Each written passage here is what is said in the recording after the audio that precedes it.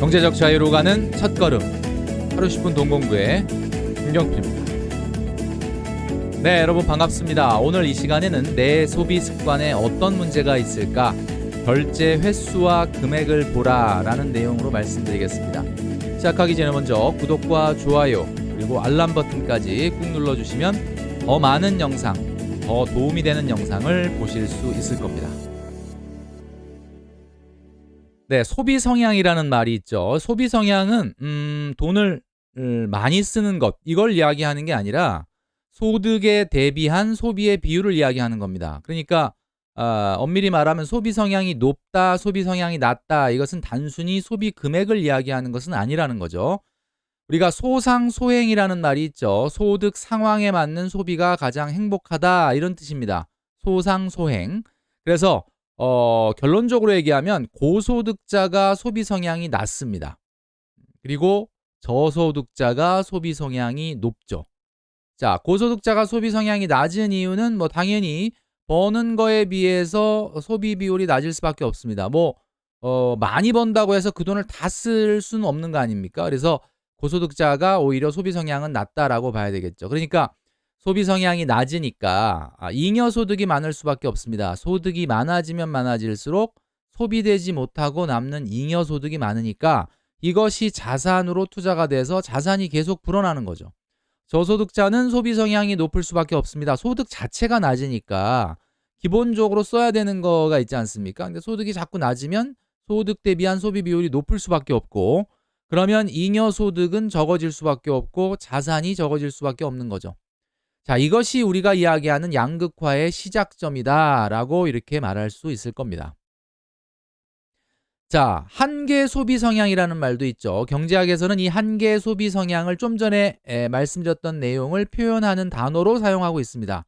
자, 이것은 소득 증가분에 대한 소비 비율을 이야기하는 겁니다. 그러니까 고소득자든 저소득자든 새롭게 만약에 소득이 증가되면 그 증가된 소득에서 어느 정도나 더 소비가 되느냐를 이야기하는 거죠.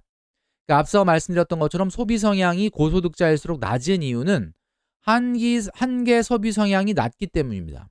자, 예를 들어서 1,000만 원을 버는 사람이 소득이 10%가 늘어난 거하고 100만 원을 버는 사람이 소득 10% 늘어난 걸 한번 예를 들어 보겠습니다.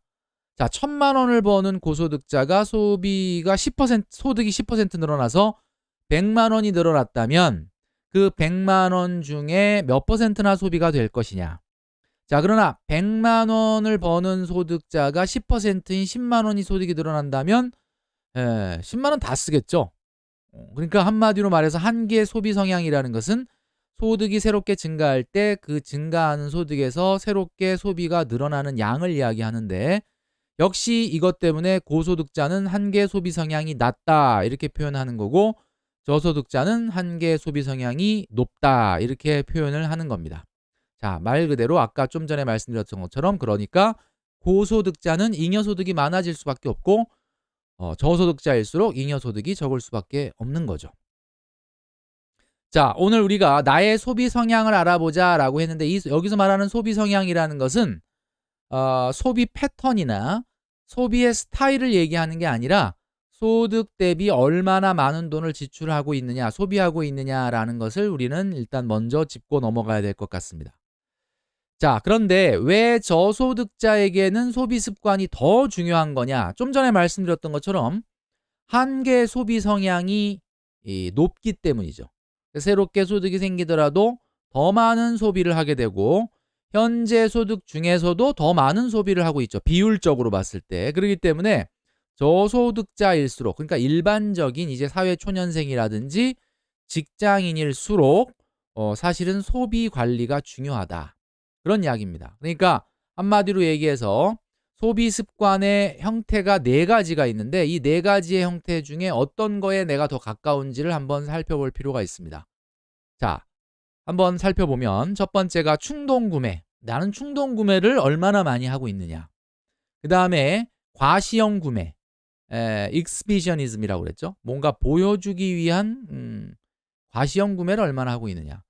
계획형 구매, 뭔가를 사기 전에 내가 미리 좀 계산을 하고 계획을 해서 사는 습관을 이야기합니다. 그 다음에 네 번째가 모방 구매가 있는데, 자, 여기서 보시면 충동 구매나 과시형 구매나 모방 구매는 좀 부정적인 의미로 사용되는 거죠. 당연히 이것들이 많아지면은 소비 관리가 안 되는 겁니다. 반면에 계획형 구매를 한다라고 하면은 소비 관리가 잘 되겠죠. 그래서 저소득자일수록 수익률 1%를 올리는 것보다는 쓸데없는데 소비가 안 되도록 하는 거, 이 바로 소비 습관을 바로잡는 것이 훨씬 더 중요합니다. 왜냐하면 수익률 1% 올리는 것보다 정말 불필요한데 지출을 안 하면 그게 수익률 100%가 되는 거거든요. 자, 저소득자일수록 수익률 1%보다는 불필요한 소비를 줄이는 게 더욱 중요하다. 그래서 이제 오늘 말씀드린 내용이 바로 내 소비 습관이 어떤 것이 잘못되어 있는지를 판단하는 것 중에 중요한 체크 포인트가 뭔지, 그 부분을 말씀드리려고 하는 겁니다. 자, 우선 우리가 소상소행이라는 말씀을 드렸죠. 소비의 상황에 맞게끔 소비하는 것이 가장 큰 행복이다. 그러니까 그 얘기는 무슨 얘기냐면 소비 금액과 만족은 비례하지 않는다라는 이야기입니다. 이게 무슨 소린가? 소비를 많이 하면 많이 할수록 행복과 만족이 늘어나는 거 아닌가라고 말씀하시는 분들도 있는데, 그렇지 않다라는 거죠. 자, 여기 귤 3개가 있는데 1번 귤, 2번 귤, 3번 귤이 있습니다. 1번 귤을 소비하면 분명히 만족도가 100인데 곧바로 2번 귤을 소비하고 나면 만족도가 70밖에 안 됩니다. 그리고 3번 귤을 바로 소비하게 되면은 만족도가 50밖에 안 되죠. 자, 우리가 이것은 잘 배운 한계 효용 체감의 법칙입니다. 한 가지의 소비를 늘리면 늘릴수록 추가되는 소비에 따른 만족은 계속 줄어든다, 이런 이야기죠. 그래서 이 귤 3개를 모두 소비함으로써 얻을 수 있는 만족은 220에 불과합니다. 자, 그런데 소비 금액은 만족과 비례하지 않는다고 했죠. 무조건 많이 소비하는 것이 만족하고 직접적인 관련이 있는 것이 아니다라는 겁니다. 자, 1번 귤을 소비하고 100이라고 하는 만족을 얻었다. 약간의 인터벌을 두라는 거죠. 바로 소비하지 않고 인터벌을 두고 2번 귤을 소비하면 2번 귤 역시 100이라는 만족을 가져올 수 있고, 또 3번 귤도 인터벌을 두고 소비하게 되면 또 100이라고 하는 만족을 가져올 수 있습니다. 그러니까 똑같이 소비했는데 만족도가 다를 수 있다라는 거죠. 자, 이것은 우리가 한계 효용 체감의 법칙으로 증명되는 부분이다라는. 제가 이제 녹화를 국민영수증 4회분까지 하고 왔는데, 거기 보면 영수증을 계속 보게 되지 않습니까? 주로 좀 과소비, 소비 통제가 안 돼서 고민인 분들이 영수증을 보내고, 그 영수증에 대해서 이제 솔루션을 제가 드리고 있는데, 9월 10일 날 첫 방송이 됩니다. 그런데 제가 보면서 느낀 게 있는데, 바로 영수증의 내용을 하나하나 살펴보면서 깨닫게 된 게 있어요. 자, 그게 뭐냐? 월 평균 결제 건수와 금액. 자, 여러분도 한번 꼭 해보시기 바랍니다. 내가 한 달에 카드 영수증이 나오면, 카드 세부 내역이 나오면 월 평균 몇 건을 결제를 했고 얼마를 결제했느냐. 우리는 보통 얼마 썼는지에만 생각을 많이 하지 않습니까? 자, 그런데 얼마를 썼느냐, 이게 물론 가장 중요하긴 하죠. 그러나 얼마의 건수에 얼마의 금액이냐를 나누면 결제 건당 금액이 나올 겁니다. 자, 이 결제 건당 금액이 우리한테 알려주는 게 뭐냐? 자, 이게 바로 이제 카드 영수증이죠. 자, 카드 결제 내용인데, 자, 이 내용들 이렇게 체크를 해보시라고 말씀을 드렸죠. 체크하다 보면 외식비를 얼마 썼고 문화생활비를 얼마 썼고 또 문화생활비를 얼마 썼고 또 쇼핑 유흥비를 얼마 썼는지를 우리가 알게 되는데, 자, 이때 이제 형광펜 3개를 가지고 색깔을 달리해서 한번 해보자, 이런 말씀을 드렸었습니다. 그런데 중요한 건 결제 건수입니다. 자, 똑같은 100만 원을 쓰더라도 결제 건수가 적은 사람이 있고 결제 건수가 굉장히 많은 사람이 있어요. 자, 같은 금액의 결제 건수는 어떤 것을 의미하느냐? 결제 횟수. 결제 횟수가 많다라는 것은 어떤 계획 있는 소비를 하고 있지 않다라는 뜻이죠.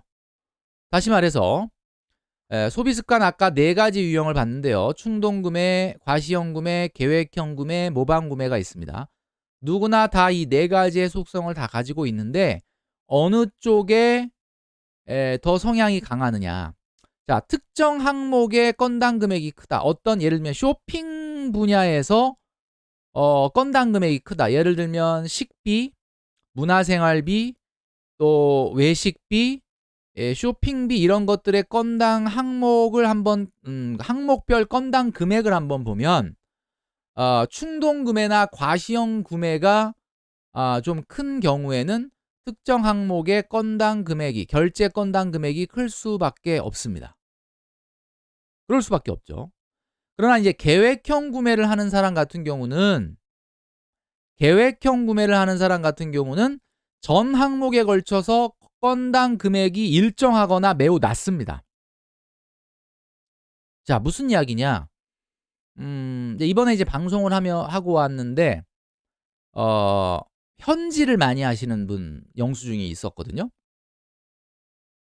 한 달 동안 결제 건수가 뭐 금액도 금액이지만 126회 정도 돼요. 야, 126회면 여러분 하루에 거의 4번 이상을 결제를 하는 거예요. 여러분 실제 하루에 카드를 몇 번 사용하십니까? 자, 결제 횟수가 남다르다라는 거죠. 자, 결제 횟수가 남다르다는 건 뭡니까? 우리가 마트를 가더라도 마트에 가서 내가 꼭 장을 봐야 되겠다라는 것을 이제 여러분들도 메모해서 가시죠? 메모해서 가시면 10가지를 사더라도 결제 횟수는 한 번입니다. 자, 이렇게 되다 보면 한 달에 카드 내역을 쭉 보면 솔직히 얘기해서 한 20-30회 이상 넘어가지 않는 것이 사실은 일반적이에요. 그런데 이렇게 막 70, 80, 90 심지어 100회가 넘어간다라는 것은 계획을 하고 소비를 하는 것이 아니라 그냥 생각날 때마다 충동구매 또는 이거 필요하네, 이거 안 샀네, 이거 한번 사봐야 되겠네 라고 생각하고 충동구매와 모방구매를 계속 반복하고 있다라는 이야기입니다. 자, 여러분들이 사용하고 있는 금액 중에 어느 부분이 문제가 있느냐, 자, 라고 하는 부분을 우리 알기 위해서는 카드 내역을 뽑아보고 일단 외식비, 쇼핑 유흥비, 문화생활비로 나누고 그 항목별로 건당 금액이 얼마고 결제 횟수가 얼마인지를 한번 살펴보시기 바랍니다. 자, 그러면 정확하게 내가 어디에 문제가 있는지가 나타나게 된다. 자, 이거 저 실제 제 카드 사용 내역이거든요. 여기 보면은 1월 초부터 1월 중순부터 2월 3월까지 나와 있는데 결제 건수가 한 20건이 채 안 됩니다. 그러니까 저는 이제 제 개인 용돈 여기에 무슨 가정에 식비가 들어가고 이런 건 아니지만 실제 사용 내역을 이제 제가 보면 한 달에 한 10번에서 15번 이내예요. 사용하는 것이 교통비나 이런 거 빼고. 그러니까 기본적으로 계획하는 소비를 하게 되면 결제 건당 금액은 몰라도 결제 횟수는 급격하게 줄어들 수밖에 없습니다. 그래서 여러분들이 영수증을 한번 체크업을 해보실 때 이 포인트를 가지고 해보시는 게 필요하다라는 거죠. 자, 사람은 누구나 필요한 게 있고 그것을 소비합니다. 자, 그러나 신용카드로 결제하는 많은 것 중에서는 우리가 정말 필요하지 않은데도 불구하고 사는 것들이 많죠. 자, 오히려 이 굉장히 고소득자 같은 경우는 본인의 재테크에서 수익률이 더 중요할 수 있지만 일반적인 경우에는 그 재테크나 저축도 물론 당연히 중요하지만 여러분들 다시 한번 강조드리지만 내 소비 금액에서 불필요한 것들이 얼마나 빠져나가고 있지 않은지를 관리하는 것이 그만큼 중요하다. 자, 그래서 삼심제도가 있죠. 우리나라는 재판에 신용카드 결제에도 삼심제도가 필요합니다. 자, 첫 번째는 뭐냐? 바로 결제하지 마시고 과연 이것이 필요한 것인가? 라는 것이 첫 번째입니다. 당연히 필요해서 결제하는 거 아닌가? 그렇지 않습니다. 여러분 필요하지 않아도 싸면 결제하는 경우가 있거든요. 자, 첫 번째가 여러분들한테 물어봐야 될 것이 필요한 것인가를 물어보는 겁니다. 그 다음에 두 번째, 정말 필요한 것이다 그러면 약간의 인터벌을 두고 생각하면서 그러면 예산이 충분히 지금 마련되어 있는가? 내가 문화생활비, 내가 예를 들면 쇼핑비가 이번 달에 예산이 얼만데 이게 필요한 게 지금 눈에 띄었어요. 이게 필요해요. 자, 그렇다 하더라도 지금 월말까지 예산이 부족하다면 좀 참았다가 다음 달에 사야 되는 겁니다. 두 번째 심사는 예산이 지금 충분한가? 이게 두 번째고요. 세 번째는 마지막으로, 자, 그러면 예산도 있고 필요하다라는 결론이 났습니다. 자, 그렇다고 해서 바로 결제하는 것이 아니라 대체제가 없는가. 대체제라는 건 뭐냐면 이걸 꼭 사지 않더라도 필요한 거지만 대체할 수 있는 방법이 없는가, 없으면 안 되는가라는 것을 다시 한번 생각을 해봅니다. 자, 이렇게 1심, 2심, 3심이라고 하는 신용카드 결제 3심 제도를 하는 동안 우리는 장바구니에 이 물건을 담아놓고 바로 결제하지 않고 1심, 2심, 3심을 다 통과되고 나면 그때 결제해도 늦지 않는다라는 거죠. 우리가 재활용 쓰레기 버리는 데 가보면 왜 이렇게 괜찮은 물건, 새 물건들이 많이 나오느냐? 바로 신용카드 결제의 이 3심 제도를 실시하지 않고 그냥 결제를 했기 때문입니다. 그랬기 때문에 결제 횟수가 한 달에 50회 이상 이렇게 늘어나게 되는 거다라는 거죠. 다시 한번 강조드리지만 소득이 낮을수록 수익률 1%보다는 쓸데없는 소비를 안 하는 것이, 그게 바로 수익률 100%다 라는 것을 반드시 기억할 필요가 있을 것 같습니다. 오늘 말씀드린 내용을 정리하면서 저는 물러가도록